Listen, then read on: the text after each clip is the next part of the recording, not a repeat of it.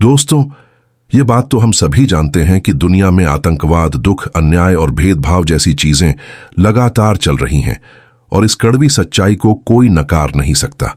लेकिन हिंदू धर्म के ग्रंथों में लिखा गया है कि यह सब पहले से ही तय था, यानी कि होय ही सोई जो राम रचि राखा।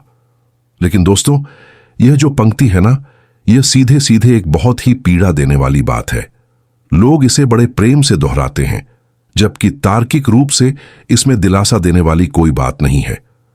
हम अक्सर देखते हैं कि जब भी समाज में कोई बड़ी दुर्घटना होती है, आतंकवाद फैलता है या मासूम लोगों का भारी नुकसान होता है, तो उसके तुरंत बाद धर्म के ठेकेदार और पंडित लोग आकर खड़े हो जाते हैं। वे सीधे कह देते हैं कि यह सब तो पहले से ही रचा गया था, हमारे ग्रंथों में पहले से लिखा है कि ऐसा होना ही है। लेकिन आम लोग इस पर गहराई से सोचते नहीं हैं, क्योंकि सोचने में एक अनजाना डर है। उनके मन में बचपन से ही यह बात बैठा दी गई है कि अगर तुम भगवान पर सवाल उठाओगे या उनके फैसलों के खिलाफ बोलोगे तो तुम्हारा हश्र भी राक्षसों जैसा होगा। सीधे सीधे यह धारणा बना दी गई है कि ईश्वर पर सवाल उठाना ही राक्षसी प्रवृत्ति है, जबकि असलियत इसके उलट है। राक्षस तो आतंकवाद और विनाश फैलाते थे, लेकिन एक तार्किक व्यक्ति विनाश नहीं करता, वह सिर्फ प्रश्न पूछता है। मगर इन प्रश्नों का स्पष्ट जवाब शायद किसी भी धर्म के पास नहीं है।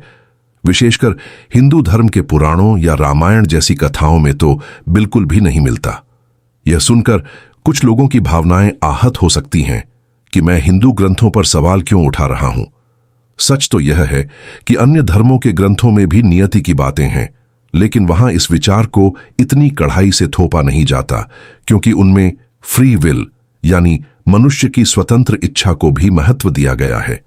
इसके विपरीत यहां हर घटना के पीछे पहले से तय विधान का तर्क दे दिया जाता है।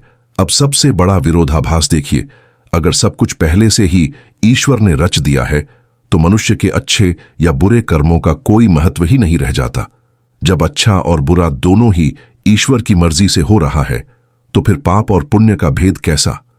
आज दुनिया में जिसके साथ भी बुरा हो रहा है या जो भी बुरा कर रहा है, अगर दोनों ही अपनी किस्मत भोग रहे हैं, तो इसका असली जिम्मेदार कौन हुआ? इसका जिम्मेदार वही हुआ जिसने यह सब रचा। उसने आखिर ऐसा क्रूर विधान बनाया ही क्यों? यहीं पर इनकी दोहरी बातें सामने आती हैं। एक तरफ तो कहते हैं कि सब कुछ राम रचि राखा और ईश्वर की मर्जी के बिना पत्ता भी नहीं हिलता। वहीं दूसरी तरफ जब इंसान दुखी होता है तो पलटकर कह देते हैं कि यह तो तुम्हारे अपने कर्मों का फल है। आप खुद सोचिए, ये दो विरोधी बातें एक साथ कैसे सही हो सकती हैं? या तो पहले ही यह साफ कर दीजिए कि सब कुछ इंसान के कर्मों से तय होता है, या फिर यह मानिए कि सब कुछ पहले से तय है। यह दोगलापन क्यों? जब कोई व्यक्ति दिन रात मेहनत करने के बाद भी असफल हो जाता है या उसके साथ अन्याय होता है, तो समाज उसे सांत्वना देने के बजाय कह देता है कि तुम्हारी किस्मत में ही नहीं था। अगर वह वर्तमान में पूरी ईमानदारी से कर्म कर रहा है, तो उसकी किस्मत खाली क्यों है? फिर इसके बचाव में पिछले जन्मों के कर्मों का सिद्धांत ला दिया जाता है। अगर हमारे इस जन्म की परिस्थितियां पिछले जन्म से तय हो रही हैं, तो इस वर्तमान जीवन में कर्म करने का मतलब ही क्या रह गया? हम ऐसे अदृश्य कर्मों के लिए क्यों जिएं, जिसका हमें खुद भी पता नहीं है कि वे अस्तित्व में हैं भी या नहीं। देखा जाए तो इनकी एक भी बात तार्किक कसौटी पर खरी नहीं उतरती। यह बातें कभी किसी की व्यावहारिक जिंदगी पर फिट बैठती ही नहीं है। इसके बावजूद लोग आंखें मूंद कर डरे सहमे हुए धर्म के ठेकेदारों के चक्कर काट रहे हैं। साफ समझ आता है कि यह व्यवस्था केवल अंधविश्वास और डर के दम पर टिके हुए एक खोखले तंत्र जैसी है। मैंने यह भी महसूस किया है कि बहुत से लोग धर्म को किसी आध्यात्मिक खोज के लिए नहीं मानते, बल्कि उनका अहंकार इससे संतुष्ट होता है। वे अपनी एक विशिष्ट धार्मिक पहचान बनाकर दूसरों को नीचा दिखाना चाहते हैं कि हमारा धर्म तुम्हारे धर्म से श्रेष्ठ है। जब आप इस झूठे अहंकार पर चोट करते हैं या अद्वैत और द्वैत दर्शन के अंतर्विरोधों पर तार्किक बहस करते हैं, तो लोग अपनी कमियों को छिपाने के लिए स्वयं ईश्वर को ही कटघरे में खड़ा कर देते हैं। अद्वैतवाद की बात करने वाले स्वयं कृष्ण जैसे स्वरूपों को भी विवादों में घसीट लिया जाता है। यह मेरा खुद का अनुभव है कि लोग आत्मकल्याण के लिए नहीं, बल्कि अपने ईगो को संतुष्ट करने के लिए ईश्वर का सहारा लेते हैं। जो व्यक्ति सच में खोजी है और सवाल पूछता है, वह इस तरह की विरोधाभासी ईश्वर की अवधारणा को कभी स्वीकार नहीं कर सकता, क्योंकि यहां कोई ठोस तर्क ही नहीं है। एक और बुनियादी सवाल जो मैं हमेशा उठाता हूं, इंसान को कर्म करने की बुद्धि कहां से मिली? जवाब मिलता है कि यह उसके स्वभाव से आती है। फिर स्वभाव कहां से आया? घूम फिरकर बात वहीं आ जाती है कि जिस निर्माता या डेवलपर ने यह पूरी सृष्टि बनाई, उसने इंसान को इतना अधूरा और दोषपूर्ण क्यों बनाया? इसके बचाव में लोग कुतर्क देते हैं कि अगर सब कुछ सही होता तो दुनिया चलती ही कैसे? मतलब दुनिया की गाड़ी चलाने के लिए किसी निर्दोष के साथ इतना बड़ा अन्याय जायज है? अगर ऐसा है तो उस सत्ता को दयालु या न्यायकारी कहना बंद कर दीजिए। ऐसी क्रूर व्यवस्था तो सिर्फ एक दमनकारी सोच ही बना सकती है। जब यह कहा जाता है कि कलयुग में यह सब होना पहले से तय था, तो मेरा सीधा प्रश्न है कि ईश्वर ने कलयुग की ऐसी भयानक पटकथा लिखी ही क्यों? अगर गायों को बेरहमी से काटा जा रहा है, बेजुबान जानवरों की हत्या हो रही है और मानवता तड़प रही है, तो इस पूरी रूपरेखा को तैयार करने वाला ईश्वर ही हुआ ना।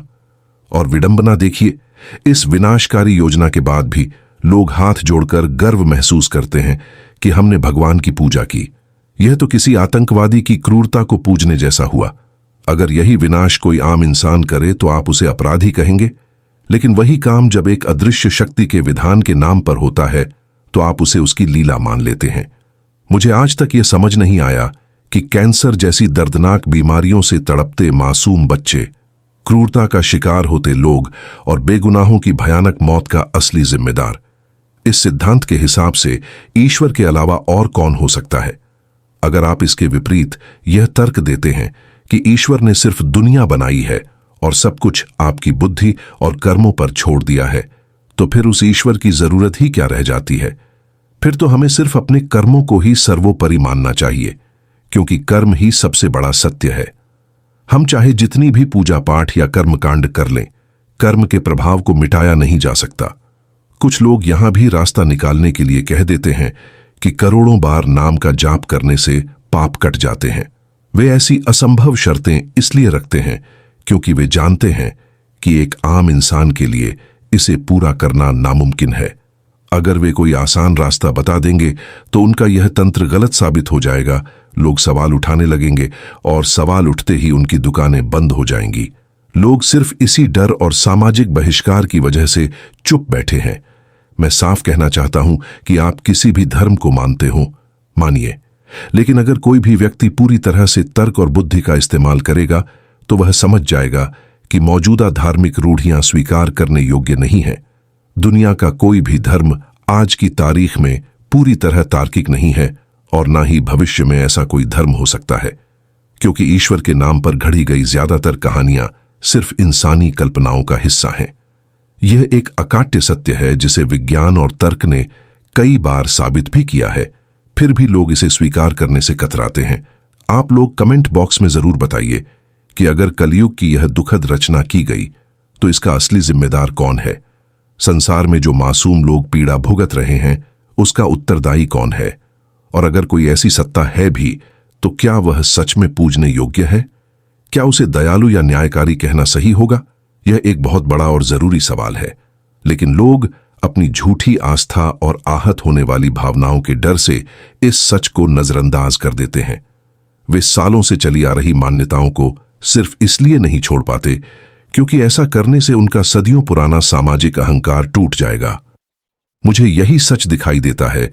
इस विषय पर आपकी क्या राय है? कमेंट्स में लिखकर जरूर साझा करें।